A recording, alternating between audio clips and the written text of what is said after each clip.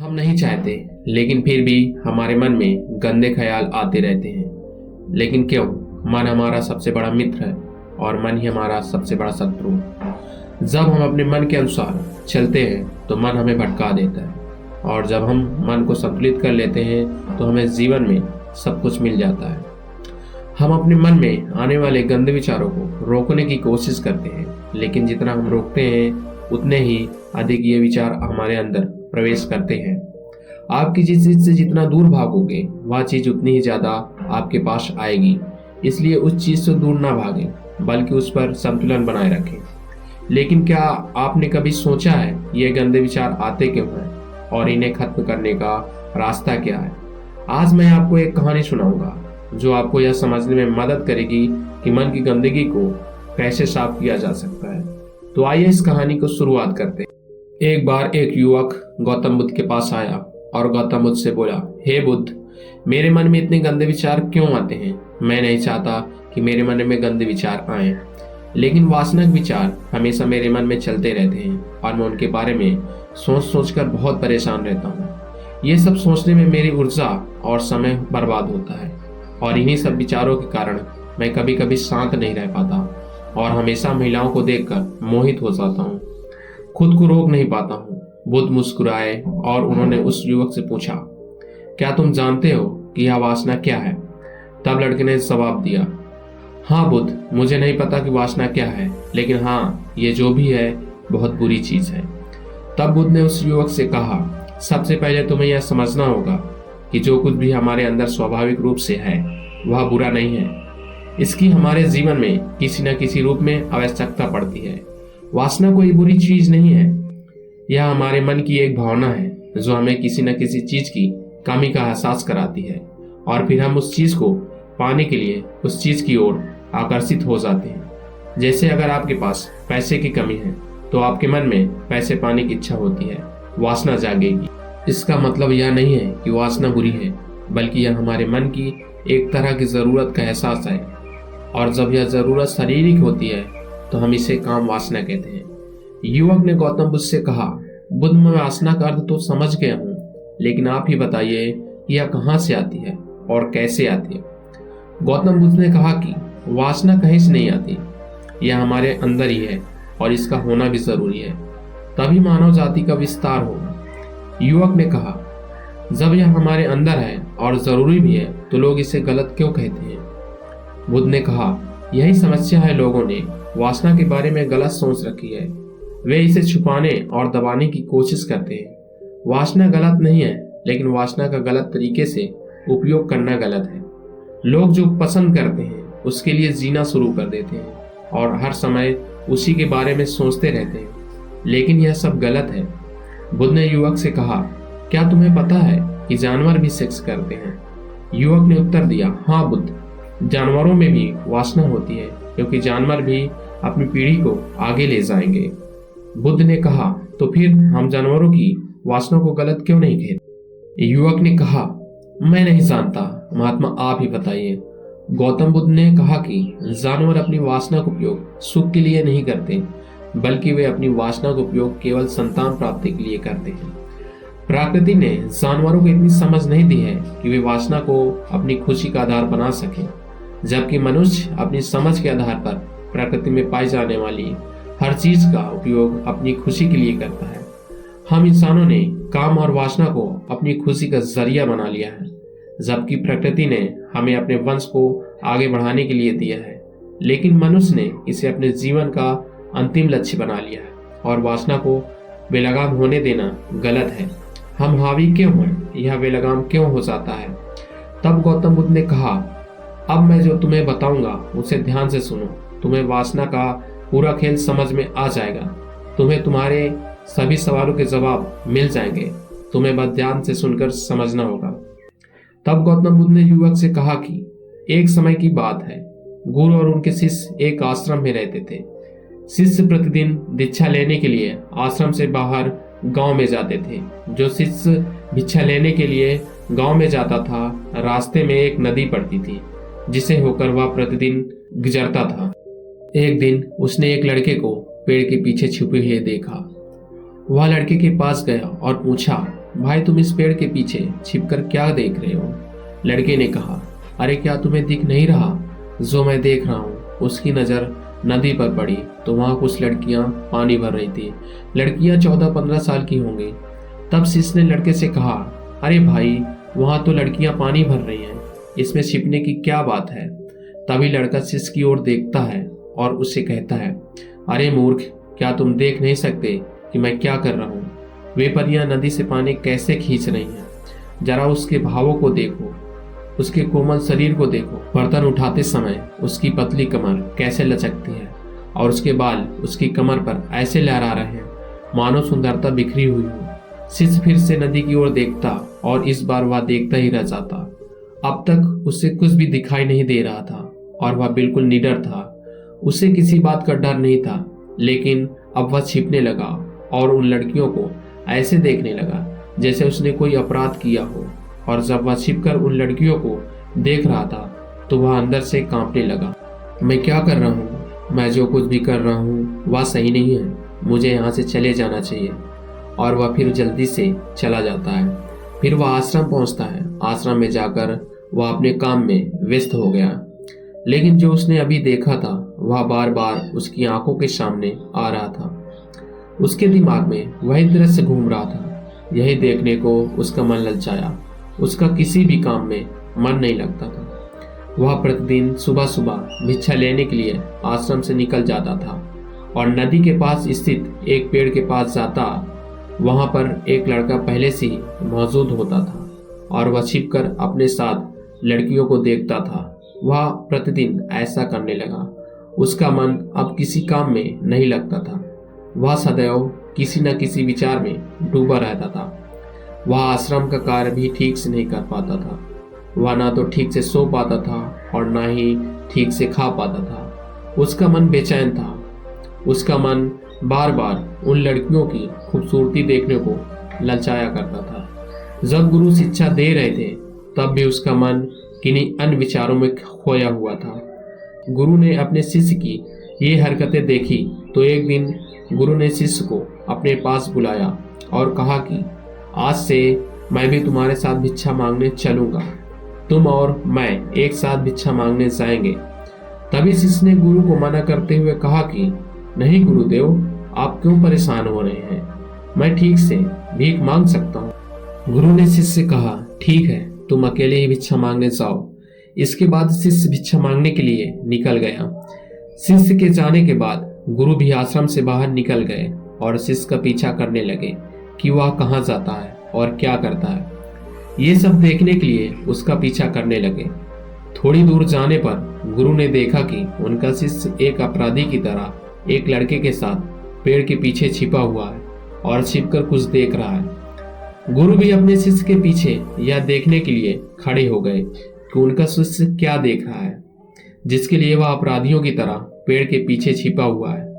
गुरु ने देखा कि उनका शिष्य पेड़ के पीछे छिपकर उन लड़कियों को देख रहा है जो नदी से पानी ले रही थी।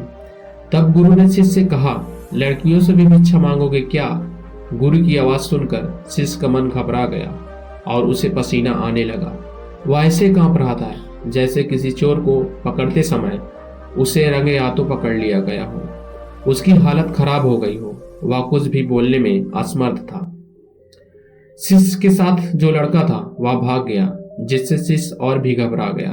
उसके मुंह से केवल कुछ टूटे फूटे शब्द निकल रहे थे। वह अपने अध्यापक से आंख मिलाने का भी साहस नहीं कर पा रहा था। गुरु ने शिष्य की ओर देखकर कहा, मेरा शिष्य निडर है, वह किसी चीज से नहीं डरता, लेकिन यह क्या है, तुम डर के मारे कांप रहे हो। शिष्य ने गुरु से कहा, मुझे माफ कर दीजिए, इसमें मेरी कोई गलती नहीं है। उस आदमी ने मुझे धोखा दिया है, लेकिन मैं आपसे वादा करता हूँ कि आज के बाद मैं ऐसा दोबारा कभी नहीं करूँगा। क्षमा चाहता हूँ। गुरु ने कहा कि कोई बात नहीं, लेकिन तुम्हें यह ध्यान रखना चाहिए कि हम जैसी संगति करते हैं हमें वैसा ही फल मिलता है। जैसे जैसे हम संगति करते हैं उनके विचार हम में प्रवेश करते हैं। इसलिए अच्छी संगति रखें ताकि अच्छे विचार हम में प्रवेश भी करें। फिर गुरु और शिष्य आश्रम लौट आए और वह फिर से आश्रम के काम पर ध्यान देने लगा। वह उस रास्ते को छोड़कर दूसरे रास्ते से जाने लगा। वह अपना कार्य सावधानी से करता था, लेकिन धीरे धीरे उसके अंदर क्रोध उत्पन्न हो गया और वह फिर अन्य शिष्यों पर क्रोध करने लगा और बेचैन रहने लगा।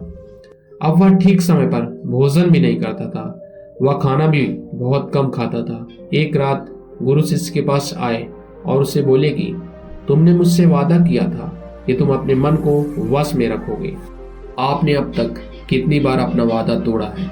यह सुनकर शिष्य अपने गुरु के चरणों में गिर पड़ा और रोने लगा।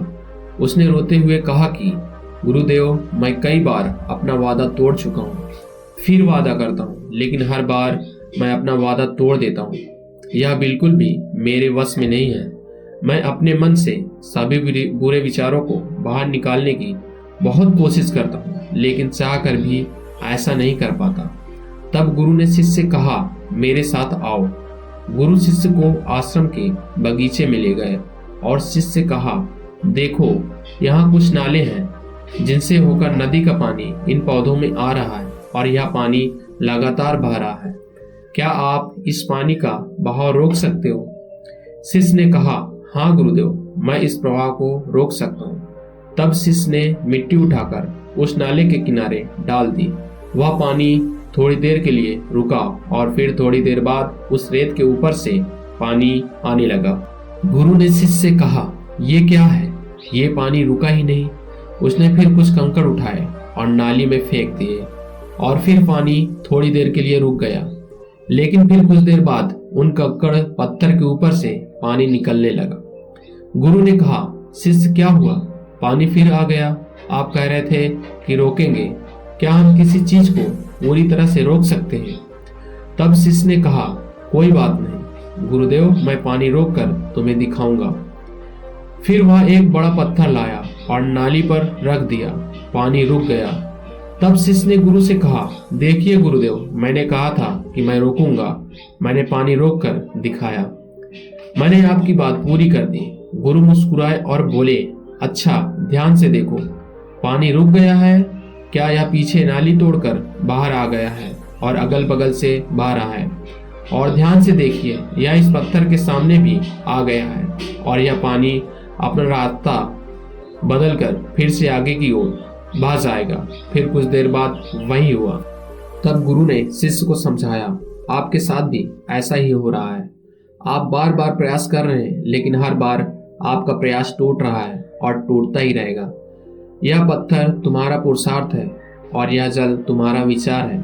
चाहे आप कितना भी बड़ा पत्थर रख दो, पानी अपना रास्ता ढूंढ ही लेगा।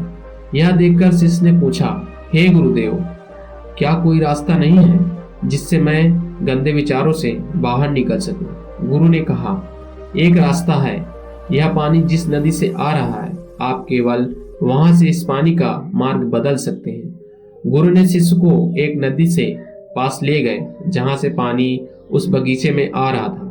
गुरु ने शिष्य से कहा, अगर हम उसका रास्ता रोक दें तो क्या हम पानी नहीं रोक सकते?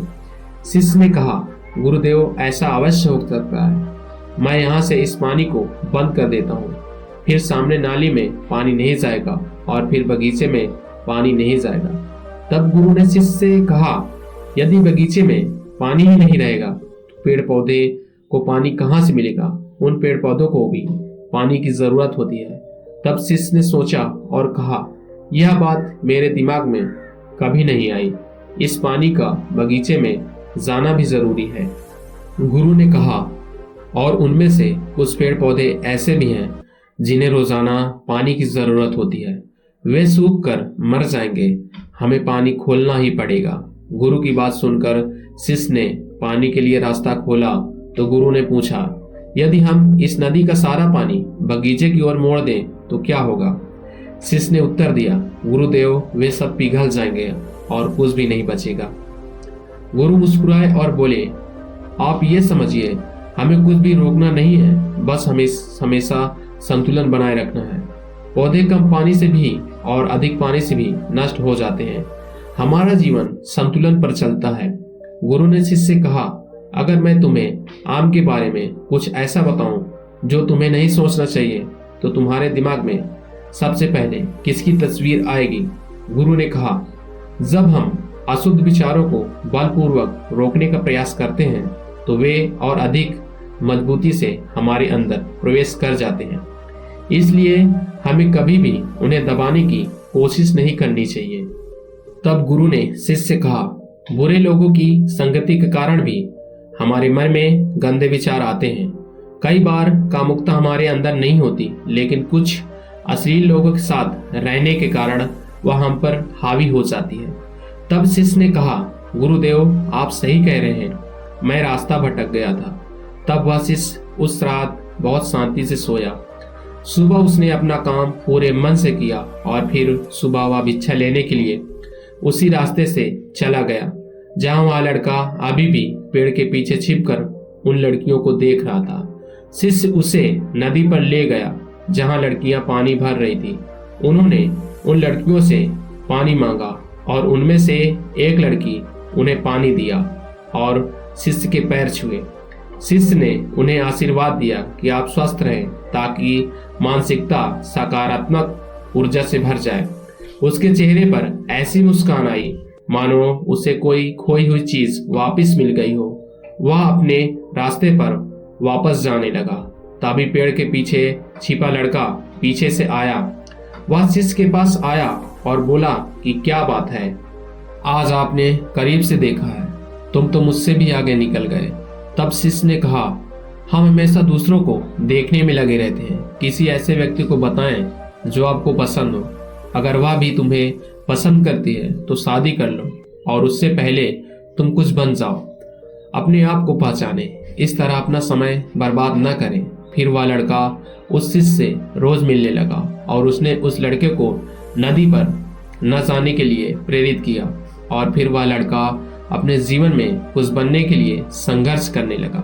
तो देखा आपने संगति का असर क्या होता है।